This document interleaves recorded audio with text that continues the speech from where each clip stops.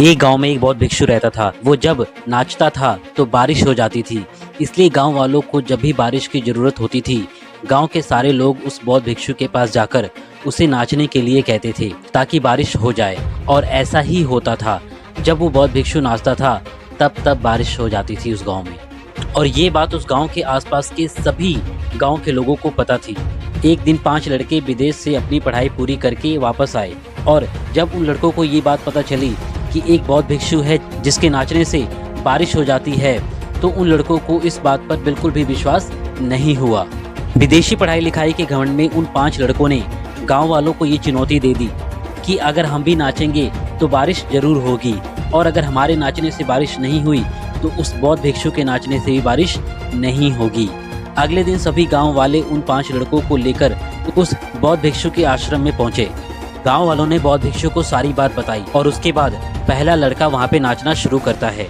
पर 1 घंटा बीत जाता है, बारिश तो छोड़ो, बादल भी नजर नहीं आते हैं। फिर उस लड़के ने हार मान ली। अब दूसरा लड़का नाचना शुरू करता है और 1 घंटे तक नाचता रहता है, लेकिन बारिश फिर भी नहीं होती है। इस तरह वो भी हार मान लेता है। ऐसे ही बाकी बचे तीनों लड़के भी कई घंटे तक वहां नाचते रहते हैं, लेकिन उनमें से किसी के भी नाचने से बारिश नहीं होती है। और इस तरह एक एक कर सभी लड़कों ने भी हार मान लिया। अब उस बौद्ध भिक्षु ने नाचना शुरू किया। 1 घंटा बीत गया लेकिन बारिश नहीं हुई। ऐसे ही नाचते नाचते 4 घंटे बीत गए, लेकिन वहां पर बारिश फिर भी नहीं हुई। लेकिन बौद्ध भिक्षु फिर भी हार मानने को तैयार नहीं था। धीरे धीरे शाम होने लगी।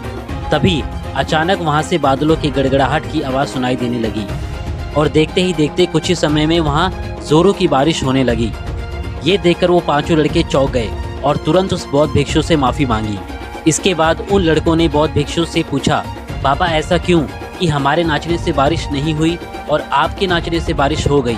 बौद्ध भिक्षु ने जवाब देते हुए कहा कि जब मैं नाचता हूँ तो 2 बातों का ध्यान रखता हूँ। पहली बात ये कि जब मैं नाचूंगा तो बारिश को होना ही होगा, और दूसरी बात ये कि मैं तब तक नाचूंगा जब तक बारिश नहीं हो जाती। इसी तरह जो लोग अपनी लाइफ में सफल होना चाहते हैं उनमें ये 2 गुण का होना बहुत आवश्यक है, क्योंकि ऐसे लोग जिस काम को भी करते हैं उन्हें उस काम में सफल होने का पूरा भरोसा होता है, और वो तब तक उस काम को करते रहते हैं जब तक कि वो उस काम में सफल ना हो जाएं।